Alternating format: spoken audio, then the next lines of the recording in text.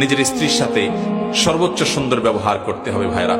আল্লাহ বলেছেন ওয়াশিরুহুন্না বিল মারুফ, তাদের সাথে সুন্দর আচরণ করো।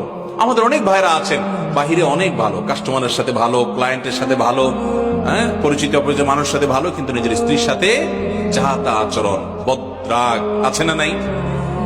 বেচারের উপরে যত রকমের টর্চার, অবিচার, গালমন্দ, বাজে কথা ঘরে ঘরে।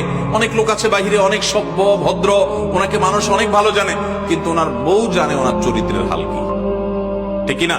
এই জন্য নবী করিম সাল্লাল্লাহু আলাইহি ওয়াসাল্লাম বলেছেন যে খায়রুকুম খায়রুকুম লিআহলি ওয়া আনা খায়রুকুম লিআহলি। তিনি বলেছেন তোমাদের মধ্যে সবচেয়ে ভালো মানুষ কে? এই মাহফিলের মধ্যে সবচেয়ে ভালো মানুষ কে?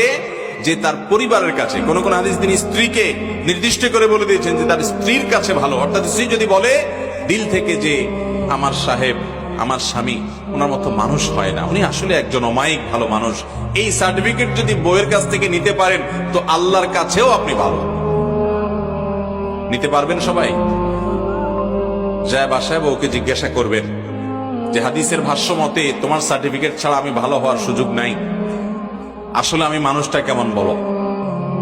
যদি বউ হেসে দেয় পিক করে, তাহলে বুঝবেন যে কাহিনী ভিন্ন। বুঝতে পেরেছেন? যদি হেসে দেয় তাহলে বুঝতে হবে আলামত ভালো না। অতএব স্ত্রীর কাছে ভালো হওয়ার জন্য নিজের আচরণটাকে সুন্দর করার চেষ্টা করতে হবে ইনশাআল্লাহ। অনেক মানুষ আছে এই জায়গা ধরা খেয়ে যাবে। নবী করিম সাল্লাল্লাহু আলাইহি ওয়াসাল্লাম বলেছেন কিন্তু ওয়া আনা খায়রুকুম লিআহলি, তোমাদের মধ্যে স্ত্রীর কাছে সবচেয়ে ভালো অমায়িক মানুষ তোমরা যে যতজন আছো, নবীজি বলেছেন আমি তোমাদের মধ্যে স্ত্রীর কাছে, পরিবারের কাছে সবচেয়ে ভালো। অতএব এই গুণটা অর্জন করার চেষ্টা করবেন তো ইনশাআল্লাহ। আজ থেকে বউয়ের সাথে কোনো খারাপ আচরণ করা যাবে, রাগারাগি করে বাজে কথা বলা যাবে ভাইরা আমার।